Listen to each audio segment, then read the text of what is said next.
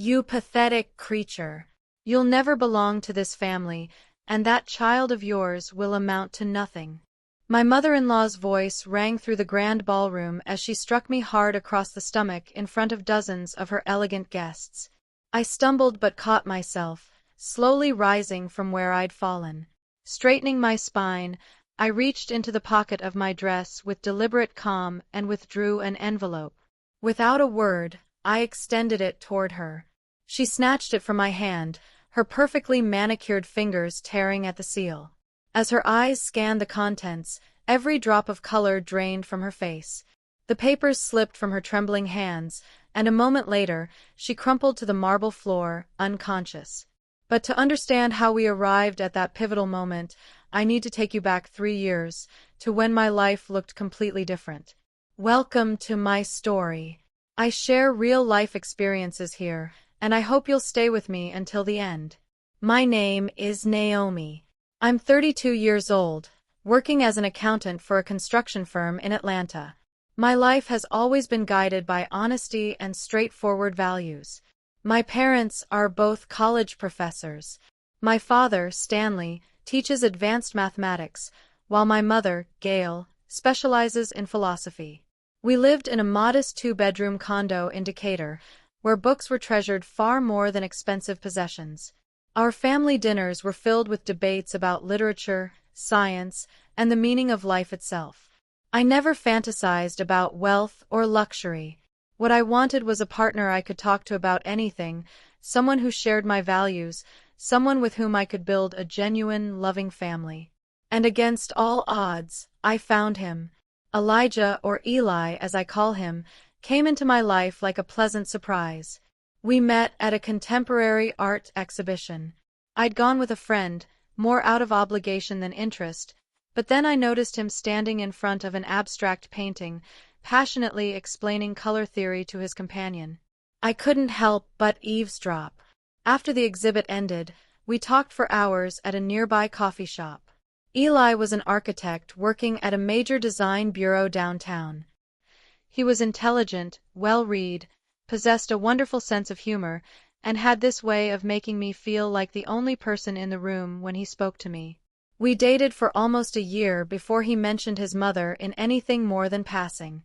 Even then, I sensed tension in his voice whenever his family entered our conversations. My mother isn't an easy person, he told me one evening as we strolled along the Beltline. She's very demanding. She has extremely specific views about what life should look like and what kind of people should be part of it. I didn't think much of it at the time. I assumed she was simply a strict woman with rigid principles. How naive I was. My first meeting with my future mother-in-law took place at her residence, though calling it a house would be an understatement. It was a sprawling 2-story estate in a gated community in Buckhead, complete with meticulously landscaped gardens and an ornate fountain at the entrance. I was stunned by the sheer opulence. Eli had never mentioned that his family possessed this level of wealth. Vivian Dubois met us in a living room that resembled a museum gallery more than a home. Crystal chandeliers hung from the ceiling, antique furniture was arranged with precision, and paintings in gilded frames adorned every wall. She was a tall, statuesque woman in her 50s with an immaculate hairstyle, wearing an expensive designer suit. Her gray eyes were cold as they assessed me. "So this is Naomi," she said, her voice level but carrying an underlying quality that made my stomach clench. She scrutinized me from head to toe as if evaluating merchandise. "Elijah has told me quite a bit about you." I extended my hand to shake hers, but she barely grazed my fingers with her own before quickly withdrawing. During dinner, Vivian Dubois maintained polite conversation, but every question felt like a test. Where did I attend university? A state school. Not a prestigious one. What did my parents do? Professors. What kind of home did we live in? A regular 2-bedroom condo. With each answer, her lips pressed tighter into a thin line. "You understand, Naomi," she said when Eli stepped away to take a phone call, "my son could have chosen anyone. He has a brilliant education, a promising career. He comes from a good family. I always envisioned him with a young woman from the appropriate social circle. I felt my insides twist, but I maintained my composure. Vivian, I love your son, and I truly hope we can find common ground. She offered a smile that never reached her eyes. We shall see. Love is lovely, but marriage requires far more, especially when my son is involved. When we left that evening, Eli apologized the entire drive home. He said his mother was simply accustomed to a certain lifestyle and needed time to adjust. I wanted desperately to believe him, but as time passed, Vivian Dubois's attitude never softened. Every encounter became an ordeal. She constantly compared me to Chanel Ellington, the daughter of her longtime friend who owned a chain of luxury boutiques. Chanel was her ideal daughter-in-law, wealthy family, graduate of a European university, model-like appearance. You know, Eli, Chanel just returned from Paris, Vivian would announce during one of our family dinners, completely ignoring my presence. She's so refined now. Cynthia tells me she's still single. Can you imagine? With her background. Eli would grow tense, attempting to change the subject. But his mother was relentless. She could spend an entire hour detailing Chanel's achievements, how she understood art, spoke 3 languages fluently, dressed with such elegance.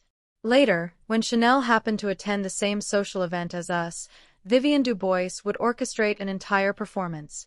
She would introduce us, highlighting every one of Chanel's merits and every one of my perceived shortcomings.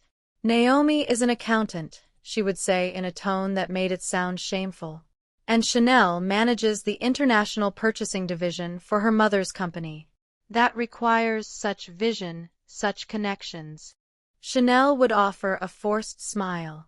I could tell she felt uncomfortable with the comparisons. She was a beautiful woman, that was undeniable, but conversations with her were hollow. She discussed only fashion, expensive resorts, and society events. But to Vivian Dubois, none of that mattered. All that mattered was status, money, and connections. I knew she owned a network of 11 high-end beauty salons throughout the city, each in a prestigious district. The business was profitable, and Vivian took great pride in her standing within Atlanta society. She served on the board of several major charities, and her photograph regularly appeared in the city's society magazines. 18 months into our relationship, Eli proposed.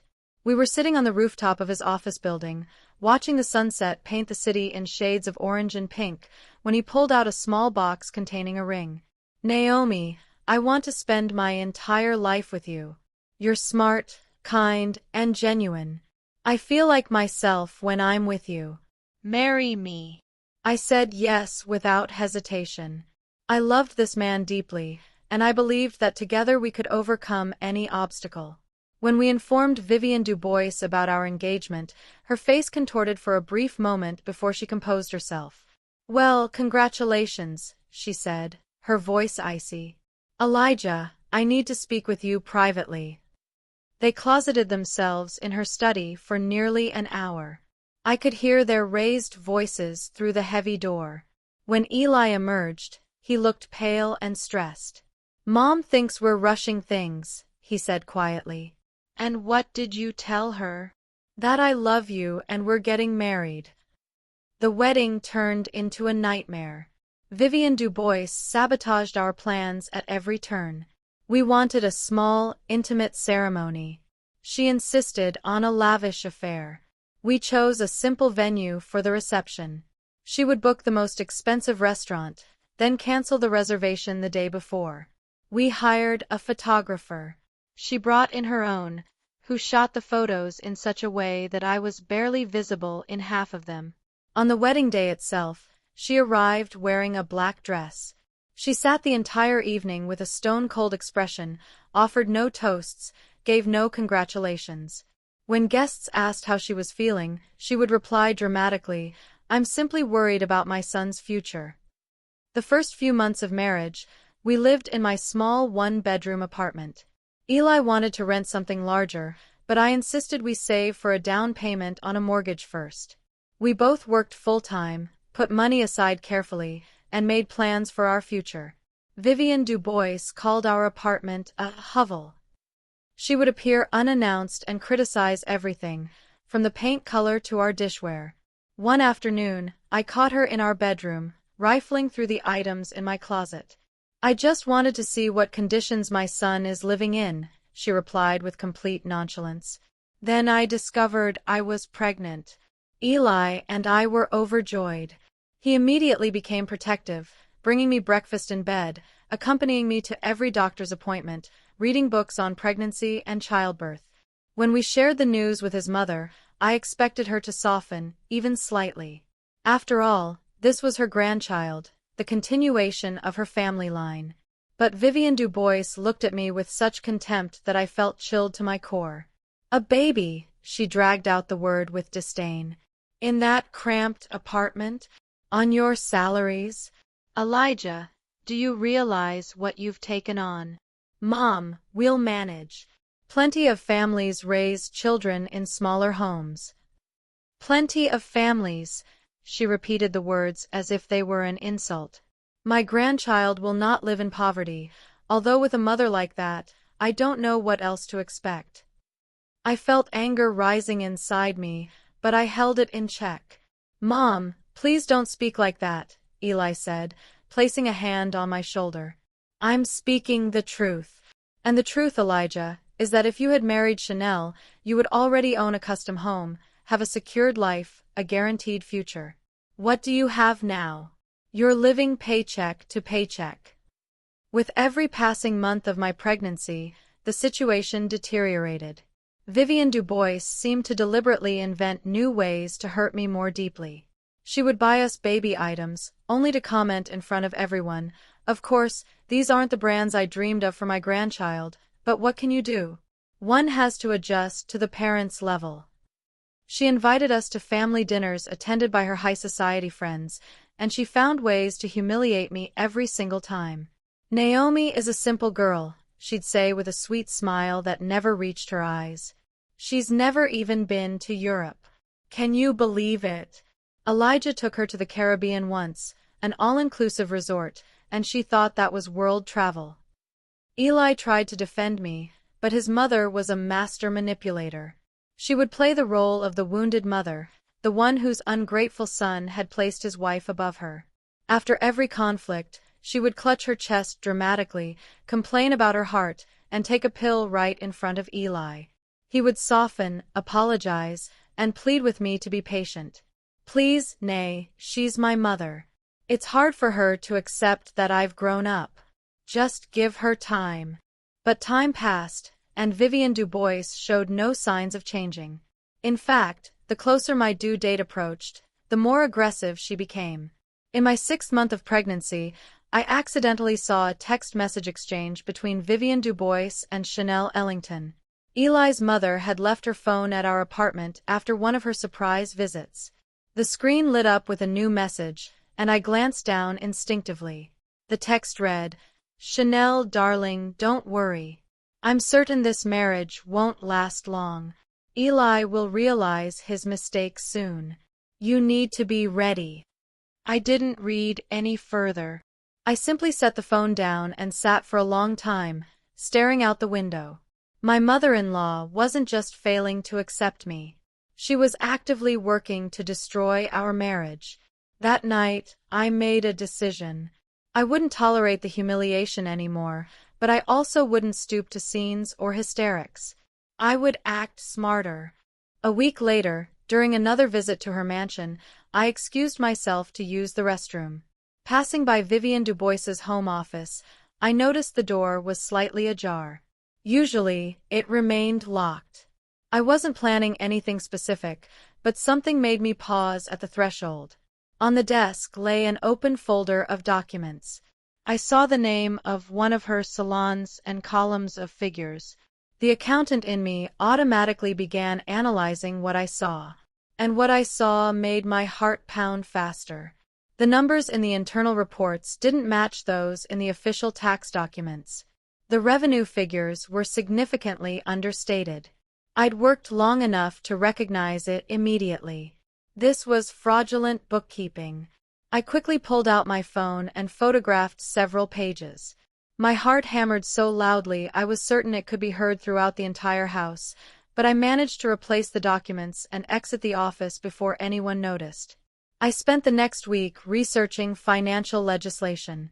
I consulted with an attorney who specialized in tax law, a friend of my father's, and showed him the photographs. His verdict was unequivocal. If these documents are genuine, Vivienne Dubois is engaged in felony tax evasion. She's facing not only massive fines but real prison time. I gathered evidence slowly, methodically. I found ways to access additional records. Vivienne Dubois was so confident in her invulnerability that she didn't bother hiding her tracks well. She had connections. She thought she was untouchable. But she didn't have proof against me. And I had proof against her. Eli knew nothing. I couldn't tell him. He loved his mother despite all her flaws, and this knowledge would have torn him apart. But I swore to myself, if she dared humiliate me one more time, I would use everything I had collected. In my 7th month of pregnancy, Vivienne Dubois invited us to a large fundraiser at her home. She said it was a charity gala, that important people would be attending, and she wanted the whole family present. I didn't want to go. I felt exhausted. My stomach was large, my feet were swollen, my back ached constantly. But Eli pleaded. Please, Mom is trying to fix things. He was so naive. He still believed she would change. The mansion was packed with guests that evening, the city's elite, business leaders, public figures. Vivienne Dubois was radiant, accepting compliments and demonstrating her success to everyone in attendance. I sat in a corner, feeling completely out of place in my simple black maternity dress. All the other women wore evening gowns with expensive jewelry and flawless makeup. About an hour into the reception, Vivienne Dubois approached me. Beside her were 3 of her friends, equally groomed, polished ladies with condescending expressions. Naomi, darling, she cooed, her voice as sweet as honey, though I had learned to hear the venom beneath the sugar. Meet my closest friends, Cynthia Price, Margaret Olson, and Brenda Wells. Ladies, this is my son's wife. The women gave me evaluating glances. I stood up slowly, feeling my back muscles tighten from sitting so long. It's a pleasure, I said, extending my hand. But none of them shook it. Vivienne told us so much about you, one of the women drawled, looking me over with thinly veiled curiosity. She said you come from a very modest background. My parents are professors, I replied evenly. Oh, how noble, another woman remarked with false admiration. So few people choose intellectual professions these days, although of course it's not the most highly compensated field. Naomi works as an accountant, Vivienne added, savoring my discomfort. At some construction company. Of course, Eli could support his family entirely, but Naomi insists on working. So independent. The sarcasm in her tone was thick enough to cut. I believe it's important for a woman to have her own income and not be dependent on her husband, I said, trying to remain calm. Of course, Vivienne waved her hand dismissively. Though, you know, ladies, I always thought Eli would marry a girl from our circle. I had such a marvelous candidate, Chanel, Cynthia's daughter. Remember Cynthia, how lovely they looked together at that fundraiser 3 years ago. Oh yes, Cynthia Price chimed in enthusiastically. Chanel is still unmarried, by the way. Such a beautiful girl, such prospects, and still alone. I felt fury boiling inside me, but I remained silent. I clenched my fists so tightly that my nails dug into my palms. But what can one do? Vivienne sighed theatrically. Youth, love, hormones. Eli didn't listen to me. Now they're living in that tiny apartment, counting pennies, expecting a baby. I hope the grandchild is at least healthy, though with those genetics. She didn't finish the sentence, but the implication was crystal clear. I felt something snap inside me. Vivienne. My voice was quiet but firm. I understand you think I'm unworthy of your son. You've made that abundantly clear since our first meeting. But I'm asking you not to insult my unborn child. Insult. She feigned surprise with exaggerated innocence. I'm merely expressing concern. Children often inherit not just their parents' looks, but their limitations and their social standing. The room grew quiet. Guests stopped their conversations, turning to watch the scene unfolding. Eli, standing at the far end of the room, heard the shift in atmosphere and started making his way toward us. Mom, what are you talking about? He reached us, seeing my pale face and his mother's strained expression. I'm speaking to your wife about reality, Elijah. The reality that a child born into poverty to a mother of questionable background is unlikely to achieve much in life. It's simple statistics. Stop it. Stop it now. Eli raised his voice and more heads turned. But Vivian Dubois couldn't stop. Years of suppressed contempt burst forth like a dam breaking. You married a pauper, Elijah. She and her pathetic little family latched onto you for your money, for your connections, for the advantages. You're too blind to see it. And now she's going to give you a child, the same kind of loser as herself. The entire room froze. Everyone stared at us. I felt my hands trembling, my throat tightening with indignation and rage. Vivian Dubois took a step toward me, her face distorted with malice. You wretched thing. You will never be part of this family. And that child of yours is going to be a disgrace. She swung her arm and struck me hard across the stomach. Sharp, piercing pain shot through me. I doubled over, clutching my abdomen, and fell to the floor. Gasps erupted around us. Someone screamed. Eli rushed toward me, but I was already pushing myself up, gripping the edge of a nearby table. Slowly, very slowly, I straightened. I looked at my mother-in-law, who stood there breathing heavily, her face still contorted with fury.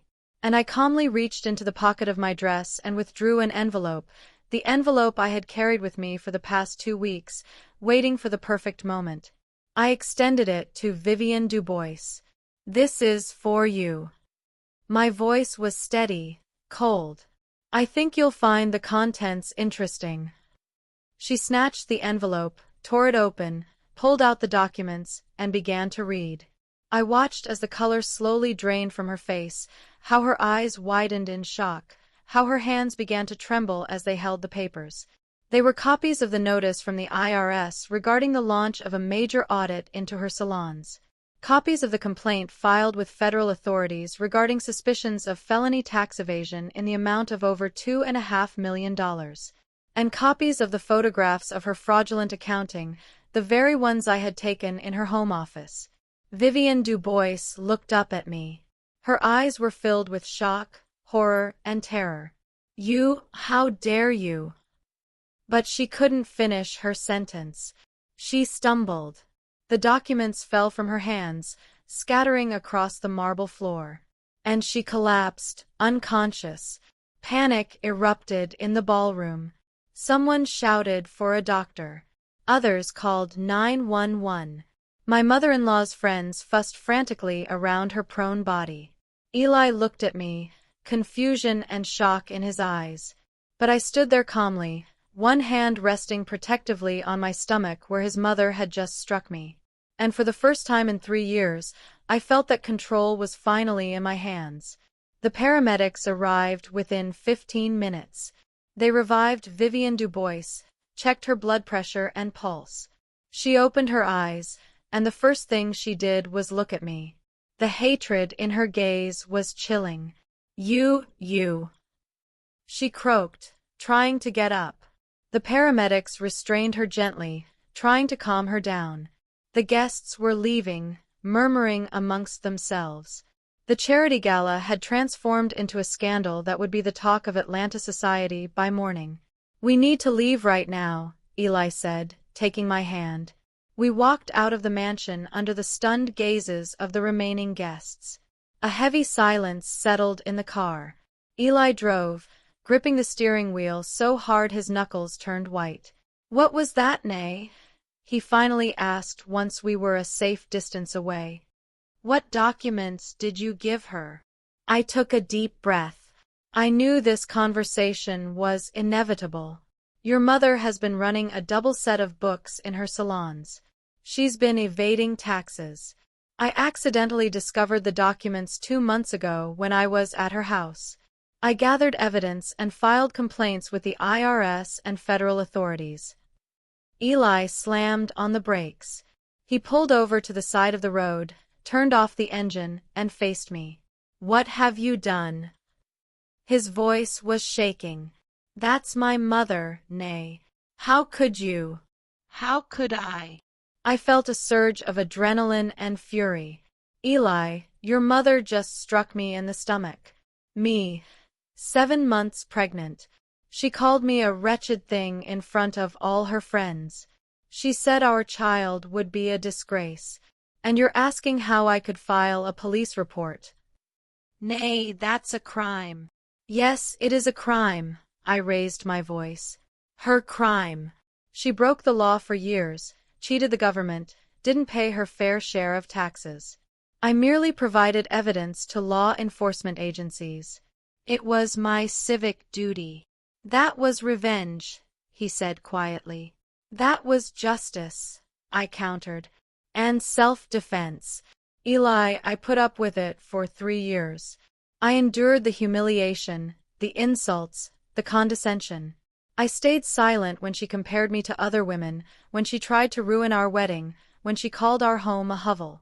I swallowed all of it. For you, for our marriage.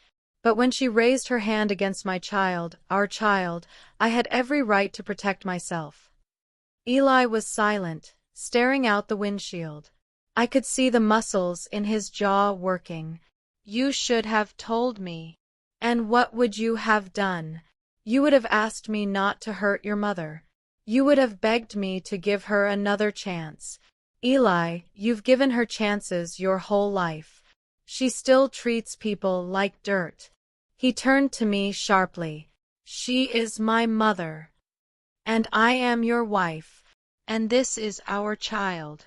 I placed my hand on my belly. "Who do you choose, Eli? The woman who just assaulted your pregnant wife, or your family?" The silence stretched long. I watched him struggle internally, torn between his duty as a son and his duty as a husband. Finally, he let out a weary sigh. "Let's go home." We drove the rest of the way in silence. At home, Eli immediately went to shower, and I sat on the sofa, still trembling from the stress. I checked my phone, over 20 missed calls, all from my mother-in-law and her relatives. I muted the phone. When Eli emerged, he looked exhausted. He sat next to me and was silent for a long time. "I need time to process this," he finally said. "It's too much. I didn't expect things to turn out this way."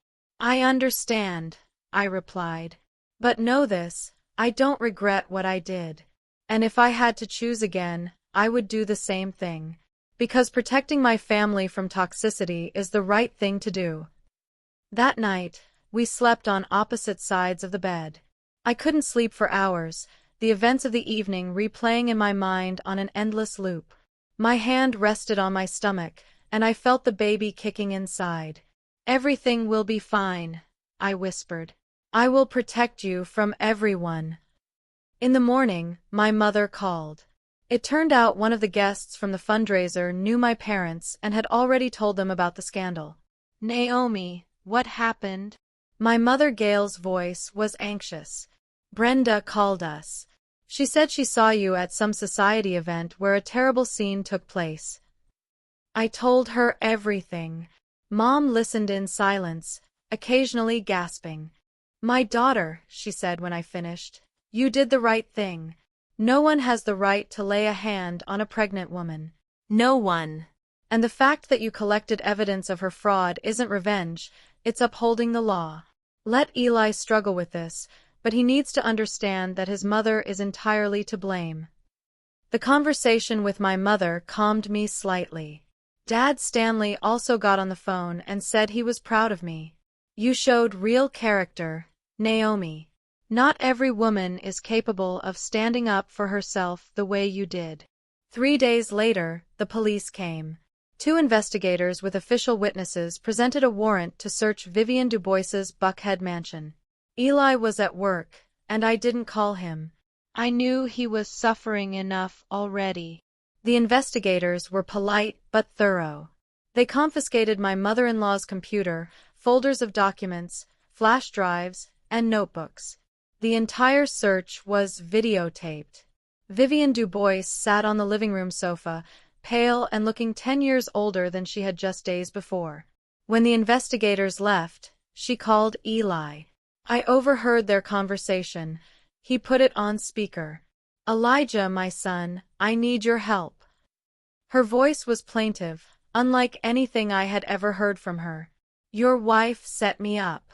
This is all lies, a provocation. I need a good lawyer. I need money to pay for proper representation. Mom, I can't. How can you not? I'm your mother. I gave birth to you, raised you, gave you everything. Mom, you hit my pregnant wife. You called her the foulest names in public. And you genuinely broke the law. This is your choice, your responsibility. Elijah. Her voice grew hysterical. You're choosing this cheap girl over your own mother? I am choosing my family, and I'm asking you not to call me again. He hung up the phone. I saw his hands trembling, his jaw clenched tight. I walked over and hugged him. Eli pulled me close and said quietly, I'm sorry. I'm sorry I didn't protect you sooner. I'm sorry I was weak. You're not weak, I answered. You just love your mother. That's normal. But sometimes loving someone means letting them face the consequences of their actions. The following weeks were incredibly difficult. Eli's relatives attacked us with calls and messages. Aunts, uncles, cousins, all demanding that I drop the complaint, accusing me of destroying the family, of betrayal. Aunt Carol, in particular, was relentless. She drove to our apartment, pounded on the door, and screamed through it, Come out, you snake! You ruined your mother-in-law's life. How do you sleep at night? I didn't open the door. I called the police and filed a report for harassment. The visits stopped, but the online bullying started. Someone in the family posted my photo on social media with the caption, This woman turned her mother-in-law over to the police. Comments poured in, some supportive, others accusing me of cruelty and calculation. Eli deleted all his social media accounts. I made mine private. We essentially hid from the outside world, protecting our small island of peace. I regularly saw my doctor. After that blow to the abdomen, I was plagued by fears that something was wrong with the baby. But the doctor reassured me. The baby is fine, Naomi. The heartbeat is excellent. Development is on schedule. But you need rest. Avoid stress as much as possible. Easy to say, avoid stress, when your mother-in-law is under federal investigation and you're the main witness for the prosecution. A month after the search, Vivian Dubois was called in for questioning. Her lawyer accompanied her, but it did little good. The investigation had built an extensive case. It turned out her fraud was even more massive than I had initially thought. She had not only underreported revenue but also paid many employees partially under the table, failed to officially register numerous workers, and used shell companies to register property. The total amount of loss to the state exceeded $3 million. This was no longer a simple civil case. It was a major criminal felony involving a large-scale organized scheme conducted over many years. Vivian Dubois was released on her own recognizance, which meant she couldn't leave the city until the investigation concluded. Authorities also froze her bank accounts and assets. News of this spread rapidly through Atlanta. Vivian Dubois had been a well-known figure in local business circles. Newspapers wrote about the high-profile tax evasion case. TV stations ran segments. Her former friends, those same society ladies who had been at the ill-fated fundraiser, now distanced themselves from her completely. "We had no idea," they were quoted as saying in interviews. "She always seemed like such a respectable woman. We're shocked by what happened." Hypocrisy in its purest form. My mother-in-law tried to contact Eli through her lawyer, sending messages that she wanted to meet, to talk, to explain. But Eli refused every time. He had made his choice, and it hadn't been easy for him. I saw how much he suffered. At night, he would often wake up and sit in the kitchen for long periods, staring out the window into the darkness. One night, I found him there at 3 in the morning with a cup of cold tea in front of him. "Can't sleep." I sat down next to him. "Thinking about Mom," he said, looking at me with tired eyes. "She wasn't always like this. When I was a kid, she was different. Caring, attentive. Dad died when I was 12. Mom was left alone and built that business from scratch. I guess something broke inside her then. She became hard, obsessed with money and status." Eli, hard circumstances don't justify bad behavior. I took his hand. Many people lose loved ones, go through difficulties, but they don't become cruel. Your mother made choices. A choice to break the law. A choice to humiliate people. A choice to value money more than human dignity. I know. Rationally, I understand. But she's still my mother. And it's okay to love her no matter what. But loving her doesn't mean letting her destroy your life. It doesn't mean sacrificing your own family for her whims. He nodded, but I could see it was still difficult for him to reconcile these truths. The investigation continued. I was called in for questioning several times as a witness. I recounted how I found the documents, exactly what I saw, and how I gathered the evidence. The investigators were professional and courteous. Vivian Dubois's lawyer tried to discredit me, suggesting I had acted out of personal revenge, that I had illegally trespassed into her office and violated her privacy.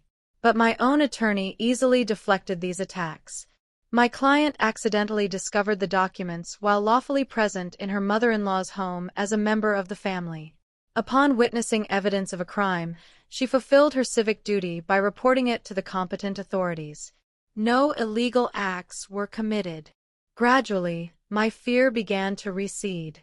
I realized I had done the right thing, that the law was on my side, and most importantly, that Eli was with me.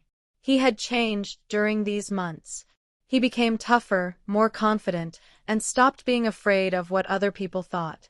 When colleagues at work whispered and gossiped about his mother's situation, he would say directly, "My mother broke the law. She will face the penalty she deserves. I have no reason to hide or justify it." That honesty commanded respect. Slowly, the gossip died down, and people started treating him normally again.